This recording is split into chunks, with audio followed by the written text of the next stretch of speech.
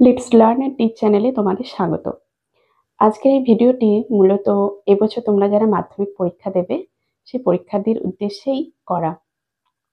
আমার অনেক এমন ছাত্রছাত্রী আছে যারা বলেন, ম্যাডাম প্রচন্ড টেনশন হচ্ছে, কিরকম কোশ্চেন আসবে, সেই সময় ঠিকঠাক লিখতে পারবো কিনা, সবকিছু আসবে কিনা, এটসেট্রা, এরকম আরো অনেক কোশ্চেন থাকে। তো তোমাদের বলি, হ্যাঁ, টেনশন একটা হয়, এটা স্বাভাবিক। আমার মনে হয় যারা পরীক্ষা দেয়, এই মাধ্যমিক পরীক্ষা দিচ্ছে যারা, তাদের প্রত্যেকের মধ্যেই এই টেনশনটা হয়।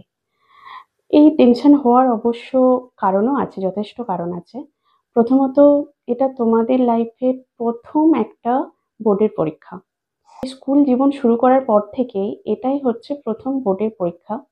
দ্বিতীয়ত, তোমরা এতদিন যে স্কুলে পরীক্ষা দিয়েছো সেগুলো স্কুলের যে পরিবেশ সেটা তোমাদের পরিচিত পরিবেশ, এবং স্কুলে যে সমস্ত শিক্ষক শিক্ষিকাদের কাছে পড়েছো তাদের সামনেই পরীক্ষাটা দিয়েছো, ফলে অতটা নার্ভাস কখনো হয়তো ফিল করোনি।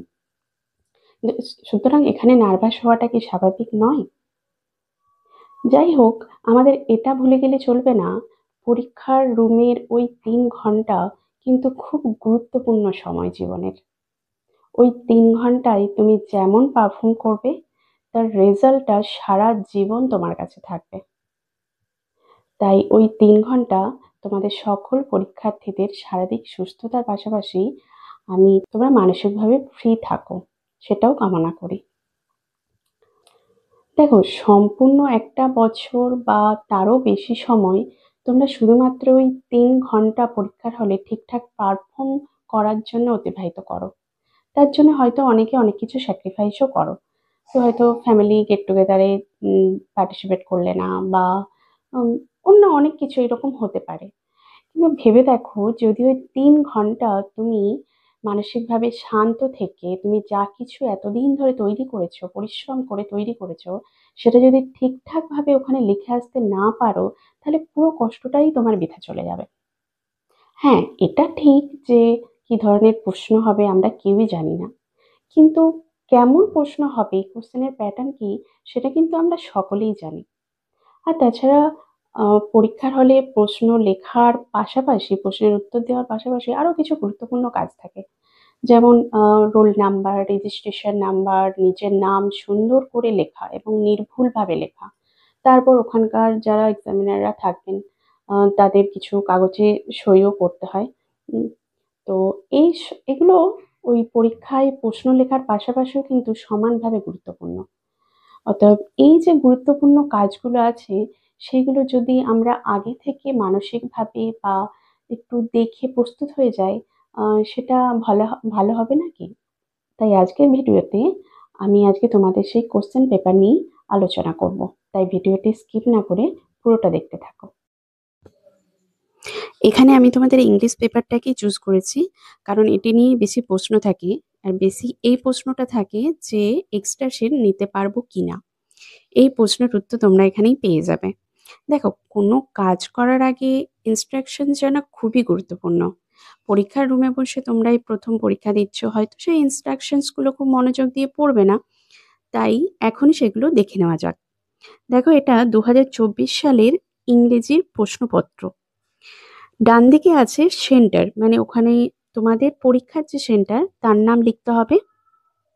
তারপর দেখো, টাইম লেখা আছে 3 ঘন্টা 15 minute. First 15 minutes for reading the questions paper, only 1 hour for writing. তোমাকে প্রথম 15 মিনিট যে সময়টা দেওয়া হবে তখন শুধুমাত্র কোশ্চেন পেপারটাকে ভালো করে দেখার জন্য এবং বোঝার জন্য। তখন কিন্তু লিখতে দেওয়া হবে না, ওখানে যিনি ইনভিজিলেটর থাকবেন তিনি কিন্তু লিখতে দেবেন না। তারপর 15 মিনিট পর একটা বেল বা ঘন্টা আসবে, তারপর তুমি লেখা শুরু করতে পারবে। তারপর নিচে দেওয়া আছে দেখো, full marks for regular candidates 90, for external candidates 100।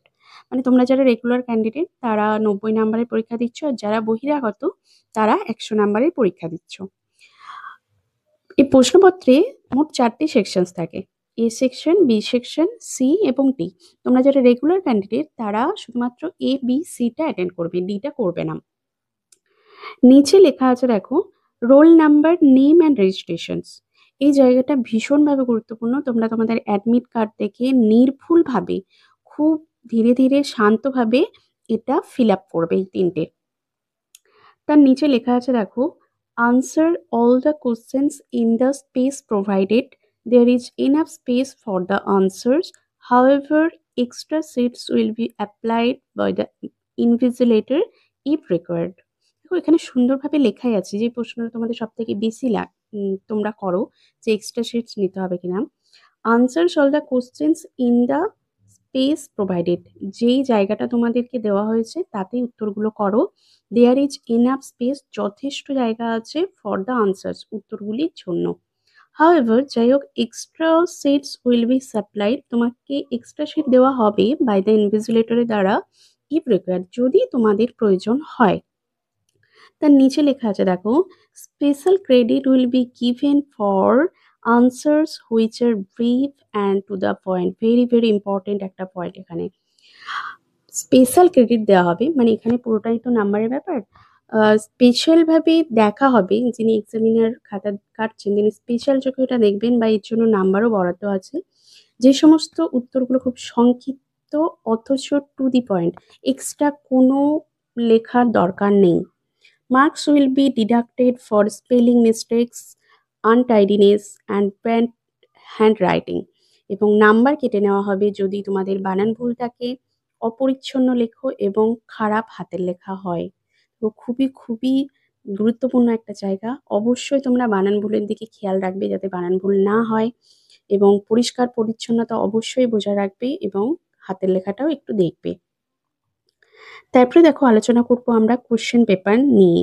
Question পেপারে আছে দেখো সেকশন এ। আমি তোমাকে আগেই বলেছি যে section A B C D, regular যারা তোমরা ক্যান্ডিডেট তারা সেকশন এ বি সিটা অ্যাটেন্ড করবে এবং ডিটা অ্যাটেন্ড করবে না। দেখো প্রশ্নে তোমাদের যে 4টি সেকশন আছে, সেকশন এ বি সি এবং ডি। এ সেকশনে আছে রিডিং কম্প্রিহেনশন সিন, যেটা তুমি টেক্সট বইয়ে পড়েছো, ওটা 20 নাম্বার। রিডিং কম্প্রিহেনশন আনসিন, যেটাও 20 নাম্বারের আসে। সেকশন বিতে রয়েছে গ্রামার এবং ভোকাবুলারি, যেটা 20 মার্কসের আসে। সেকশন সিতে আছে রাইটিংস, যেটাও 30 নাম্বারে আছে। আর তোমাদের ওই সেকশন ডিটা করতে হবে না। আর পরবর্তী অংশটা আছে অফিসিয়াল কাজের জন্য, ওখানে তোমাদের কিছু করতে হবে না। যদি ভিডিওটি হেল্পফুল মনে হয় তাহলে অবশ্যই লাইক করো, বন্ধুদের মাঝে শেয়ার করো, এবং এইরকম আরও ভিডিও পেতে অবশ্যই চ্যানেলটিকে সাবস্ক্রাইব করো। ধন্যবাদ।